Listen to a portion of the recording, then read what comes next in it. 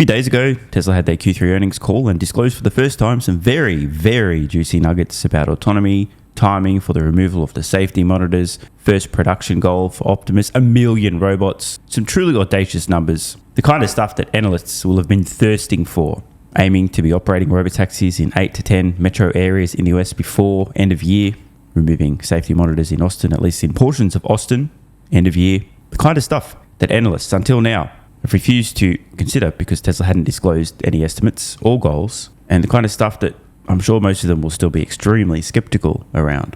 Just prior to Tesla's earnings call, a couple of days prior, there was an analyst in the media suggesting that he expected it would be a number of years before Tesla would begin removing safety monitors in any of their robotaxis. People often tend to have very short memories. This is good news if you happen to be an analyst who spent years, maybe the better part of half a decade or longer, saying that Tesla stock was egregiously overvalued and that the company didn't have anything that Toyota didn't already have, and then suddenly pivot to saying that they're a tech company and you're extremely bullish on the company and massively raising your price target. So as we watch this clip from early October, just before Tesla's Q3 deliveries were reported, I want you to notice how the narrative had already begun to shift from Tesla will absolutely need to install LiDAR in all their vehicles in order to solve autonomy, because obviously if you don't have LiDAR, you can't drive autonomous vehicles because all the experts keep saying that and everyone else is using LiDAR, and obviously if everyone else is doing one thing, Tesla must be wrong.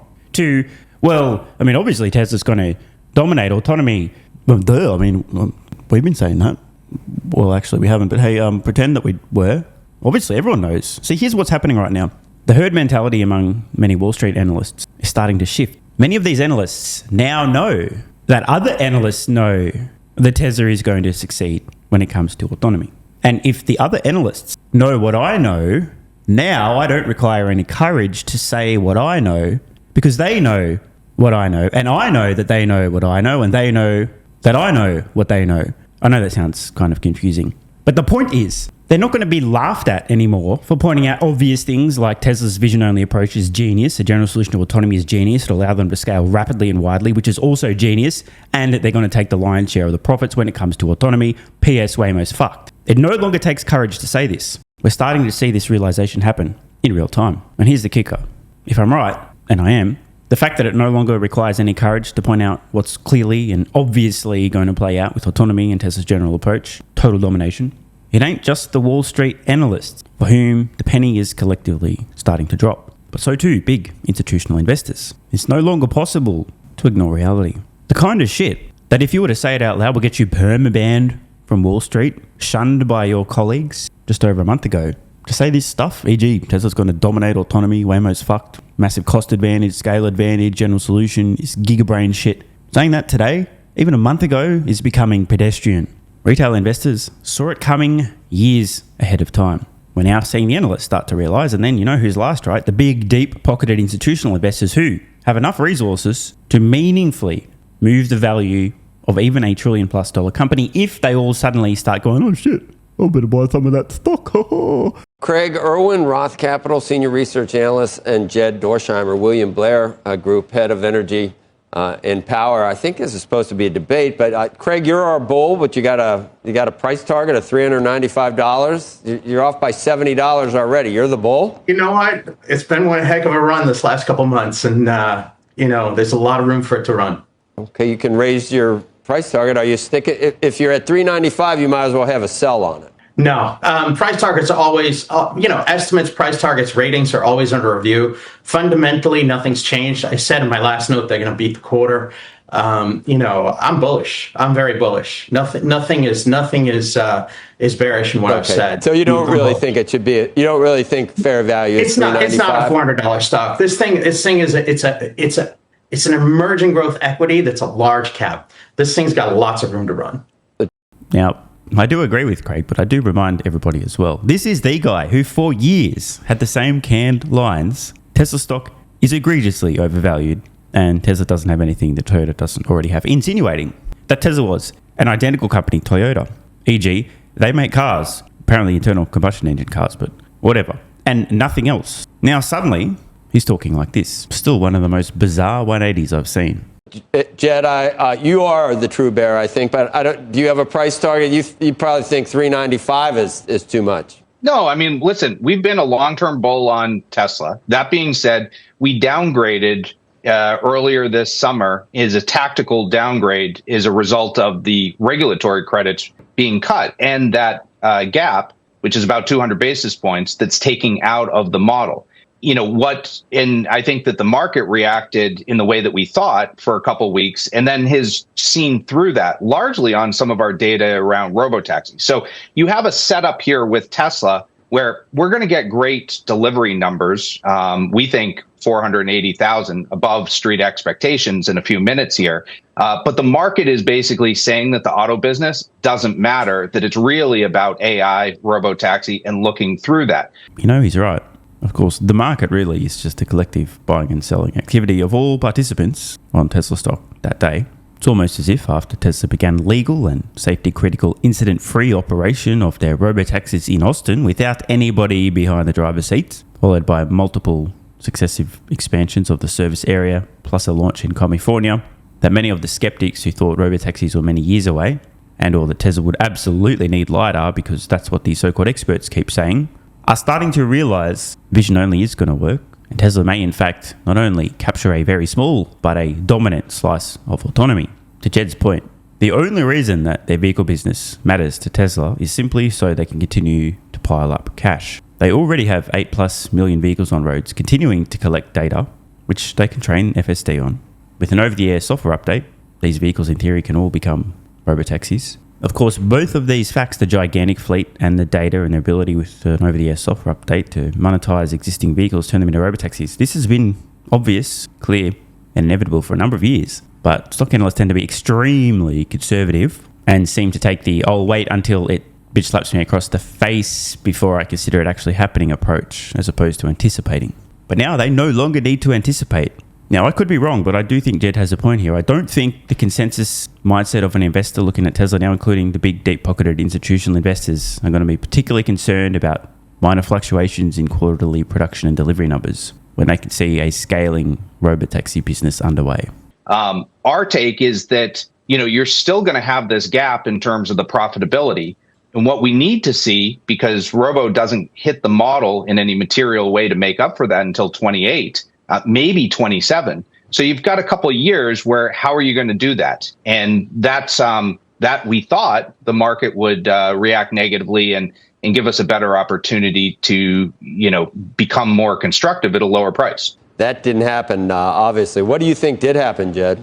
Yeah, sure. Listen, take me as an example of never bet against Elon in this case. What happened is I do think that, one, you're seeing much better data out of Robotaxi in terms of, we've published a few notes here, including our experience, driving in the car in August or several times. So the ability for that to scale and their cost advantage in the rideshare. So we estimate that they have 1/10 the cost structure as a Waymo, for example. And so if they are able to take this probabilistic AI model and scale that versus a deterministic Waymo, then your profitability is, quite frankly, enormous compared to others, and they'll take that share. That's what the market. So a couple of things I'd like to point out here. Jed did actually publish a note after heading to Austin to have some rides in a Tesla Robotaxi. I recall words to the effect of very human-like, felt much smoother than a Waymo, extremely impressed, blew our expectations away. They were really impressed. He's also added that they believe that Tesla has a literal order of magnitude cost advantage versus Waymo. Now, play along at home for a second. Imagine that's true. It's probably somewhere in that vicinity. Transport, it's a service. It's kind of like a utility, an energy provider, gas provider, an internet provider.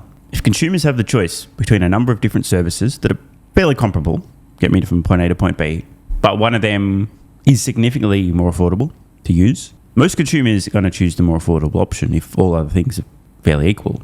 There are not too many consumers who make particularly emotional decisions about these kind of services, basics, utilities, transport, and so on.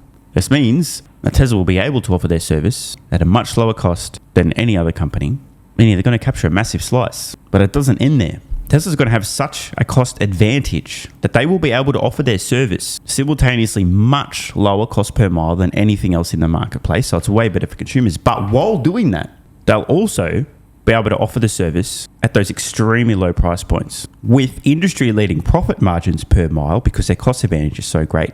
But wait, there's more. And their ultimate cost per mile to consumers that they're making an industry-leading profit margin on, even with that massive profit, is still a service that can be offered at such a low cost per mile while still being so profitable that if a company, let's say like Waymo, wants to match Tesla's cost per mile, they will not be able to do so and make any money.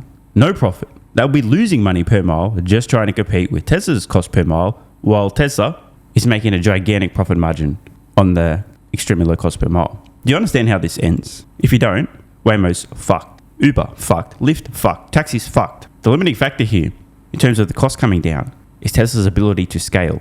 Because wait times will get absurd if you have crazy demand because your prices are super low. We don't have enough vehicles. People are going to wait too long. No good, because now you don't have a comparable service in terms of wait times. But believe me, Tesla's going to scale their fleet as fast as they can and drive costs down to match to keep wait times in check. I'm going to repeat this again. Jed, an analyst, sharing research that his firm believed that Tesla has a cost advantage where they can offer this service roughly 1/10 the cost, all in. Not 10% lower, 1/10. The reason I'm underscoring this is we're now starting to hear analysts point this very obvious fact out. The narrative has suddenly gone from Tesla needs LiDAR to, they have a massive cost advantage over Waymo. Market is focused on right now in the scalability. But that doesn't come until 27, 28. You still have this gap. That's what I think happened in terms of we're in a frothy market. And I think that there's a willingness to look through near-term issues. And we got that wrong. So what will get us more positive on the name? We need to see a little bit of that gap filled. What we're focused on right now is on the energy side. Energy, we think, is kind of the foundation of what's happening in the U.S. to fix all of our problems, including some of what the economists were talking about before. They have a business that's only about 15%, but it's 25% of the profitability. The ability to scale, if that can come in and backfill what's being lost on the auto side, then that would get us more positive, and that's kind of what we're working on right now. Craig, you listen to all that, agree with any of it, or how would you counter a lot of the... I think it's funny. Jen should probably look at some history here. The reason they're beating this quarter is because the federal EV tax credit's going away, right? There's a small pull forward of demand. And then everybody else has been building these compliance businesses and these businesses to actually grab the subsidies instead of doing what Elon Musk is doing, building a great company, right? All those guys are retreating from the market. So the market's... Dude, it still spins me out to hear Craig say such reasonable things, but he does make an important point here. He's describing these as compliance businesses. Companies who are producing electric vehicles and related products simply to take advantage of subsidies, and without them, they're absolutely cooked, are now massively scaling back. One such example recently, Government Motors, who led and matter via AJ Onyx, General Motors issues profit warning, a $1.6 billion hit from EV overcapacity. GM expects it will be unable to sell its EVs after policy changes, e.g. $7,500 tax credit going away. And I suspect Craig may be building to a point here. Over the longer term, the EV tax credit going away is actually a massive help for Tesla because it's, in essence, going to kill a lot of the so-called competition. It's going to mix towards Tesla over the next several quarters. They beat this quarter as expected. And, the auto business is great. So, put that aside. People don't care if Robotaxi is 28, 29, 30. They want to know, is Tesla going to dominate? How are they doing versus Waymo? Waymo's got 3 monkeys in the back seat. Let's talk about tele-operation engineers, 3 drivers, not 1. Tesla's going to do better than that, right? So the potential for $1 trillion valuation around the Robotaxi business is huge. People will discount that out. Man, what's the process there? Did he just suggest that they believe that Waymo has 3 tele-operators per Waymo vehicle operating on roads today? Is that the 3 monkeys in the back? Is that what he's referring to? 3 per vehicle? Not 1 per 3 vehicles, even if it... Huh? Interesting. Although we obviously know there is some form of teleoperation. This is not news, that's a crazy number if true. Also interesting to hear this guy talk about Tesla potentially dominating Robotaxi, which they will. But again, this is the same guy who not long ago egregiously overvalued, doesn't have anything that Toyota doesn't already have. But again, we are hearing this point. Investors looking through the short term, not particularly concerned about whether Tesla starts printing stupid money in 26, 7, 8, 9, 30, but more so, will they dominate? Spoiler alert, yes. And now we hear Craig throwing out the $1 trillion business opportunity. You can see this happening in real time, the analyst perception really shifting. was only a few months ago, prior to Tesla's launch in Austin of the Robotaxi service, where you'd never hear these kind of comments, talking about dominating or pointing out that people don't really give a flying fuck about the exact timing, but care more about how much will Tesla dominate.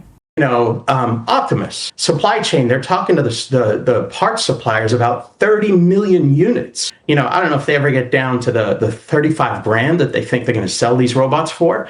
But, you put that together, that is a tremendous opportunity. So this is a very bullish time for Tesla. They can give us a ton of different catalysts. This November 6th AGM, I think is going to be really exciting. Elon is back. He's in the saddle. He's a wildly creative guy, free thinker, which was held against him for a little while. But you know what? He is an alchemist, and the stock's going to work. So you do think, Craig, I'll ask Jed the same question. You do think that was held against him for a while? You think some of the weakness in the stock was because of what he was doing on his free time? Craig? Yeah, I think politics and Doge kind of worked against him a little bit. It's nice to see him make up with Trump. Circumstances could have been better for our country, but Musk's got his head on straight. He's a wildly creative guy.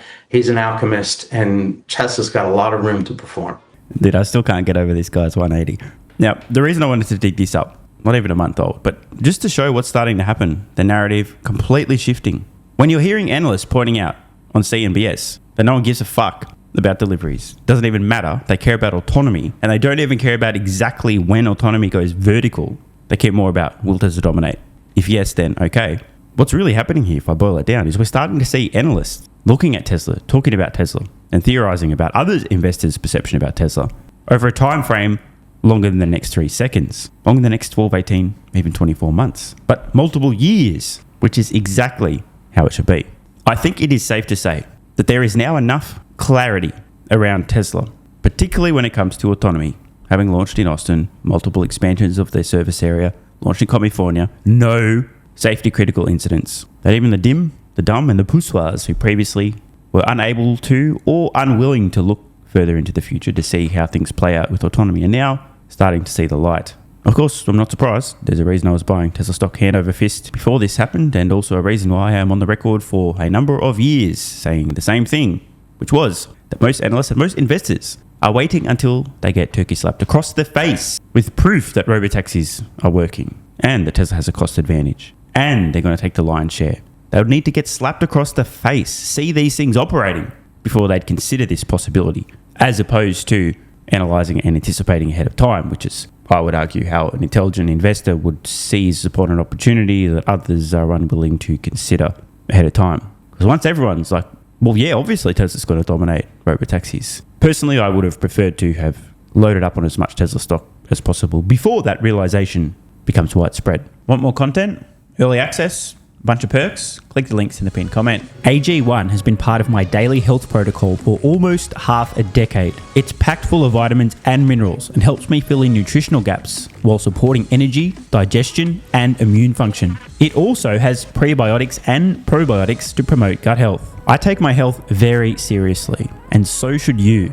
Try AG1 today by visiting drinkag1.com/SMR or click the link in the pinned comment and enjoy a free welcome kit with vitamin D3 plus K2 and AG1 travel packs. That's drinkag1.com/SMR.